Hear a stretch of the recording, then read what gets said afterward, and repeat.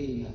ಅಂದ್ರೆ ಅದನ್ನ ಪಾಲನೆ ಮಾಡೋದಕ್ಕೆ, ಧರ್ಮವನ್ನ ಆಚರಿಸುವುದಕ್ಕೆ, ಧರ್ಮವನ್ನ ಪಾಲನೆ ಮಾಡೋದಕ್ಕೆ ಬೇಕಾದಂತ ಸ್ಥಿರತೆ ಅವರಲ್ಲಿಲ್ಲ.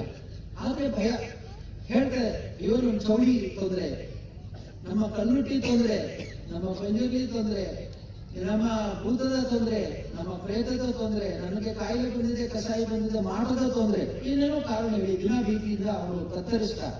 ಬಹುಶಃ ಧರ್ಮವನ್ನ ಯಾರು ಸರಿಯಾಗಿ ನಂಬ್ತಾರೆ, ಧರ್ಮವನ್ನು ಯಾರು ಆಚರಿಸ್ತಾರೆ, ಧರ್ಮವನ್ನ ಯಾರು ಸರಿಯಾಗಿ ಜ್ಞಾನಿಗಳ ಧರ್ಮದ ಬಗ್ಗೆ ಜ್ಞಾನ ಹೊಂದಿದವರಿದ್ದಾರೆ, ಇವರು ಭಯ ಪಡಬಾರ್ದು. ಬದಲಾಗಿ ದೇವರ ಮೇಲೆ ನಂಬಿಕೆ ಇದ್ರೆ ನನಗೆ ಭೀತಿಯಿಂದ ಇರಬೇಕು.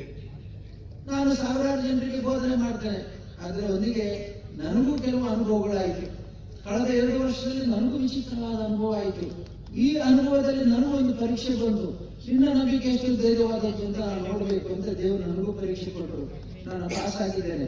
ಯಾಕೆಂದ್ರೆ ಯಾವುದೇ ಕಾರ್ಯದಲ್ಲೂ ಕೂಡ ನಮ್ಮ ಕ್ಷೇತ್ರದ ವ್ಯಕ್ತಿತ್ವವನ್ನಾಗ್ಲಿ ಅಸ್ತಿತ್ವವನ್ನಾಗ್ಲಿ ಅಲ್ಲಾಡಿಸ್ಲಿಕ್ಕಾಗ್ಲಿ ಅದಕ್ಕೆ ಒಂದೇ ಕಾರಣ ಏನು ಅಂತಂದ್ರೆ, ನಾನು ಮಾಡತಕ್ಕಂಥದ್ದು ಶ್ರೀ ಮಂಜುನಾಥ ಸ್ವಾಮಿ ಆದೇಶದಿಂದಲ್ಲದೆ, ಅವರ ಅನುಗ್ರಹದಿಂದಲ್ಲದೆ, ಧರ್ಮ ದೇವತೆಗಳ ಹಿನ್ನೆಲೆಯಿಂದಲ್ಲದೆ, ಅಣ್ಣಪ್ಪನ ಅಭಯದಿಂದಲ್ಲದೆ, ನನ್ನ ಸ್ವಂತ ಬುದ್ಧಿಯಿಂದ ಅಲ್ಲ.